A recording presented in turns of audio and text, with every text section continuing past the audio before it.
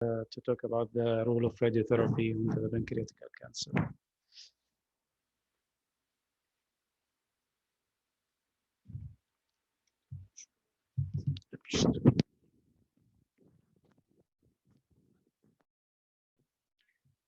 Just outlining, the lectures will talk about the different subtypes or categories of pancreatic cancer and the role of radiotherapy on it. So first, the resectable cancer. So most of this slide will be repeated in all the the categories of pancreatic cancer. So this is a great review article. So it reviewed 13 guideline, international and national guideline about the different guideline for the management of pancreatic cancer. If we look at the resectable cancer, there was 12 recommended surgery upfront. One recommend just clinical trial. 12 of them recommend just adjuvant chemotherapy. 4 suggested it's not like as a secondary option, just suggestions to add chemorad for the treatment of resectable cancer. The new adjuvant options, it wasn't mentioned in any of the guideline as an option other than like put this patient on the clinical trial. So we can know that from like for radiation perspective, there is like a bunch of trial being done before it's all old and the result is bad. Old radiation technique, no quality assurance, a lot of trial flaws on those trials. But if we look at in the modern era, for examples, we have this good, retrospective analysis, match pair analysis from the Mayo Clinic and the Johns Hopkins. And in this, we see clearly there is an advantage on the survival with adding chemorad as adjuvant in the adjuvant setting on those patients. One trial we are looking for is the RTOG 0848, which was a two randomization between iratinib, gemcitabine. This is the first randomizations to add iratinib, and the second randomizations for the radiotherapy. So in the interim analysis, iratinib wasn't adding anything to the gemcitabine, so it was stopped. We are looking for the publication for this trial. It's been published for the chemo result, but not the radiation result, not yet. So in summary, when we look at the resectable cancer, still the role of therapy controversial. We select the patient with positive margin and lymph node that they might have a benefit of radiotherapy. Also, we can select patient based on the CA 90.9 based on some of the trials, moleculars. As Dr. Al-Gherni mentioned in the previous presentation, there is a lot of, also studies and trial on this perspective. Chemotherapy is still the main thing, and even if we propose radiotherapy, I will give chemotherapy first, then I will add the radiotherapy to it. If we look at the borderline on the same article, there was only 10, guideline mentioned the borderline pancreatic cancer. 6 recommend neoadjuvant therapy, 2 just upfront chemoradiotherapy, 4 chemotherapy followed by either chemorad or SPRT, and 4 suggested just add the patient to clinical trial. So the rationale of neoadjuvant therapy, we know all about what's the benefit of neoadjuvant therapy. The new thing on the borderline disease is the randomized trial being published recently, which is included resectable and borderline pancreatic cancer. It was, randomized between neoadjuvant therapy, chemorad, or surgery and chemotherapy. Radiation wasn't, I'm not sure from where they got this regimen. 36 and 15 is nothing like, is not a dose we use usually. It is low dose, and I'm not sure what's the theory behind it. chemotherapy uses gemcitabine, and we know it isn't the recommended or the standard now. So that's how the study been done. So it was negative for the primary endpoint for the overall survival, but disease-free survival was positive, and also local regional immune failure. If we look at secondary endpoint, if we look at the category of patients, just the borderline, not the resectable cancer, the positive result actually in all the parameters, like on the disease-free survival, regional failure, metastasis, also are zero, surgeries. If we look also at the positive result of this, or positive point on this trial, the R0 resection, if we look at the pool like analysis, both arms, R0 sections improved significantly by adding chemorad. Compliance with chemotherapy, as we know, and that's one of the suggestions before, is adding, the chemotherapy after surgery is difficult. So the compliance after surgery is very low, 51 in comparison to if we use it before surgery. If we, categorize or just select like those patients who completed the regimen, who didn't have any progressions, and we do analysis on them, actually there is a survival benefit. We shouldn't do that, but this is if we look at subgroup of patients who really completed, the regimen and was like really selected for this treatment. If we look here at, this is just the Alliance trial. One of the also good prospective trial is like multiple centers involved, small number of patients, but this is modern type of chemotherapy and radiotherapy.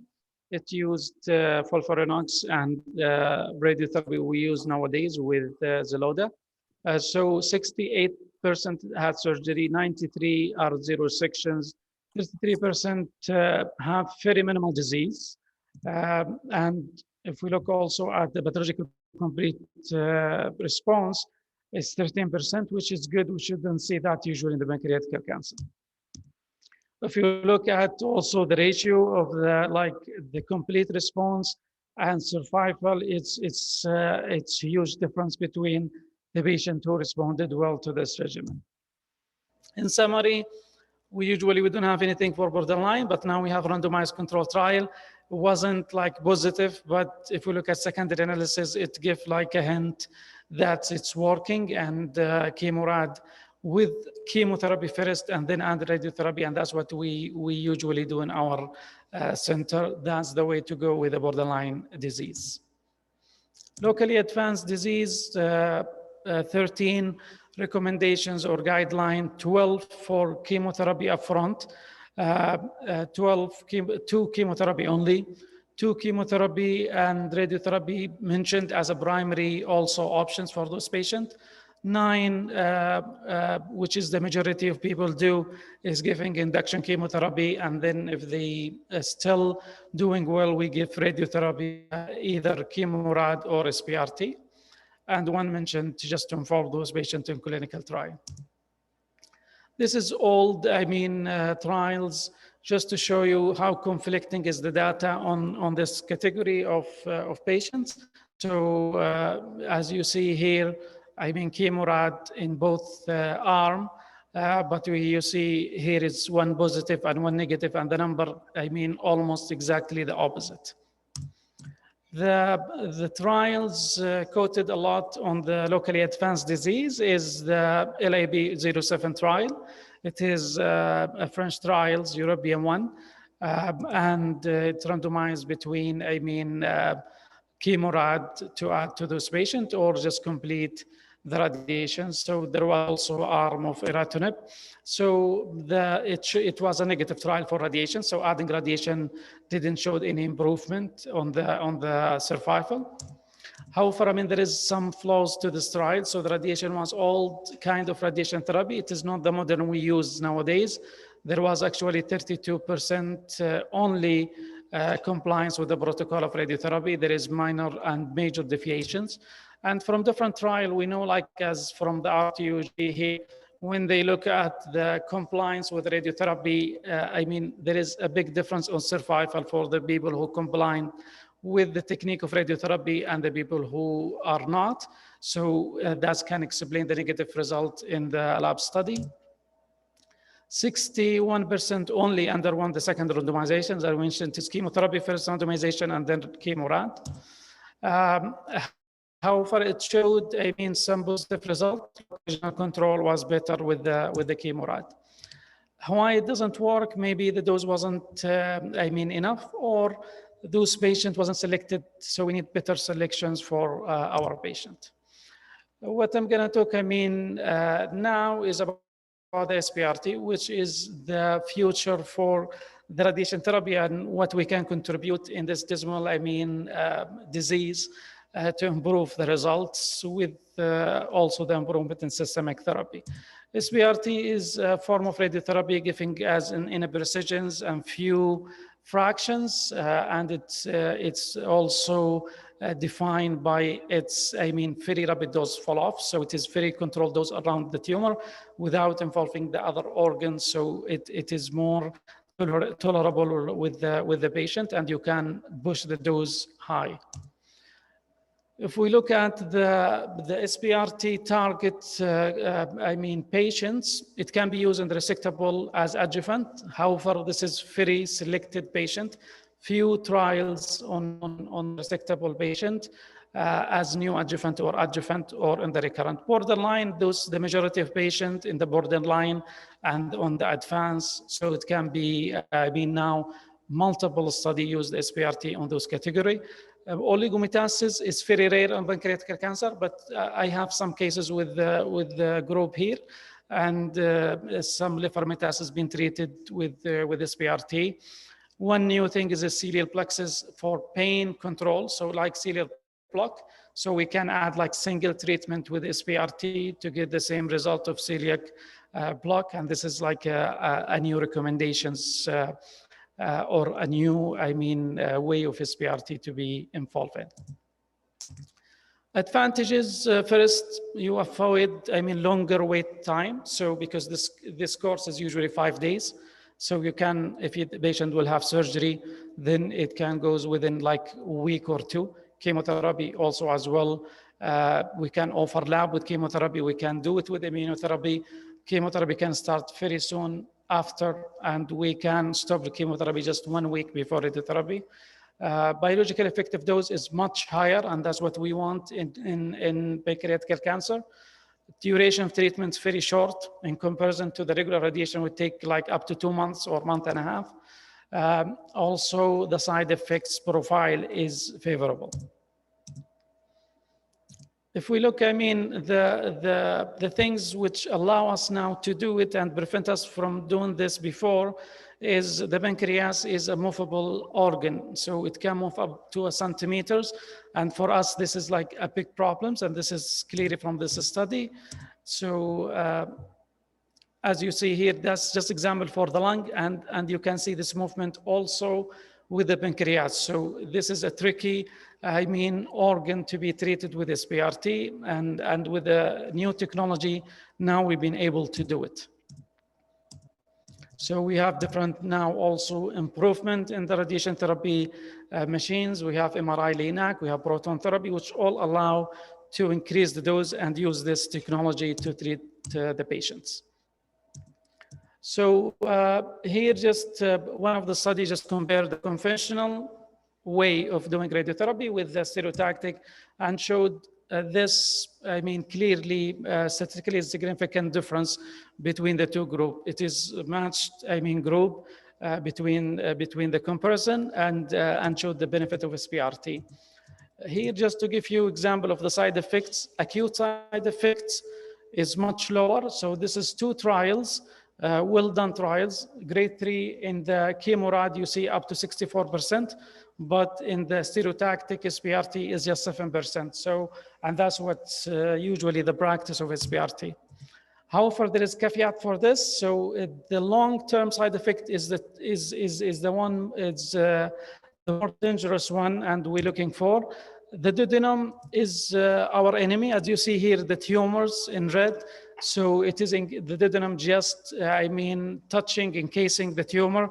And so the side effect for that, it is less than 10%, but it is usually, morbid side effects for the patient. The patient can have obstruction, stenosis, perforation, and need surgery after SPRT. So it's need to be done with somebody knows how to do SPRT. Otherwise, it's going to be really risky for the patient. Second organ we afraid of is the stomach. The stomach is very tricky organ because the filling of the stomach either make it far away or near the pancreas. So sometimes it's very difficult for me to do some SPRT case to pancreas because of the stomach. And sometimes it's very difficult to predict the location of the stomach. A small bowel and large bowel, usually it is not an issue. Okay. So one of the interesting things in radiotherapy is dose painting. So we can give a large dose of the tumor and larger to a specific interested area, especially for the surgeon around the blood vessels, and that can result in negative margins. Here just some of the trial. You can see the beginning, the side effect was very high, and with the learning curve, we become more, good with it. So I'm gonna skip. So I'm just gonna show you, some cases. So here is a patient with, pancreatic cancers. He has induction, so it was locally advanced, wasn't amenable for surgery. So he has inductions of Xelox because of his, problem with cirrhosis. And then how we do it, we usually put the fiducials inside the tumor. Fiducials can be done either subcutaneously, like ultrasound CT guided, or can be done through endoscopy. After that, we plan this patient. He received 30M5. So this is show you how the tumors or the radiation is very localized to the area, and there is no splash of those outside, and that's what the SPRT all about. Treated with CyberKnife in our center. The treatment was tolerated well, no complications. And after a year from the treatment, some necrosis, there is stability, there is no any progression of the disease. Here, another quick one. This is for in the adjuvant setting, or I think this is a recurrent. So this is a patient who had surgery and positive margin, received gemcitabine for 6 cycles, and then we give him concurrent chemorad. But unfortunately, he recurred here. You can see it on the beta scan on this area. So we gave him, repeated radiotherapy with SPRT 25M5, and he done very well on this case. Last case, just to give you also broad spectrum of applying radiotherapy on this patients. This is a patient treated actually with Weber procedures, and he has positive margin, and we plan this with the surgeons. We have the positive margin around the blood vessels. So we gave the whole blood vessels like SPRT 25M5, and that was very easy easier than the chemorad, which take like a month and a half, and it is less effective. So there's a lot of trial in the futures. You can see it from this slide, incorporating SPRT in multiple way of treatments. And by that, I conclude. Thank you. Thank you, Dr. Saif. That was elegant, concise, and to the target. We're going to move to the third lecture on the agenda.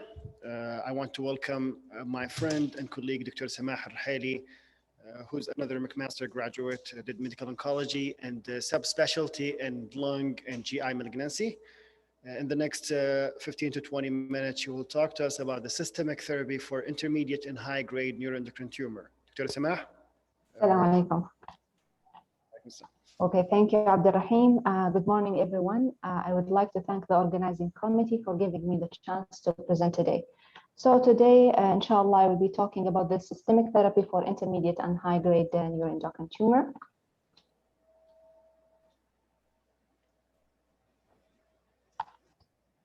And this is my objectives. So the incidence of neuroendocrine tumor has been increased since 1973 to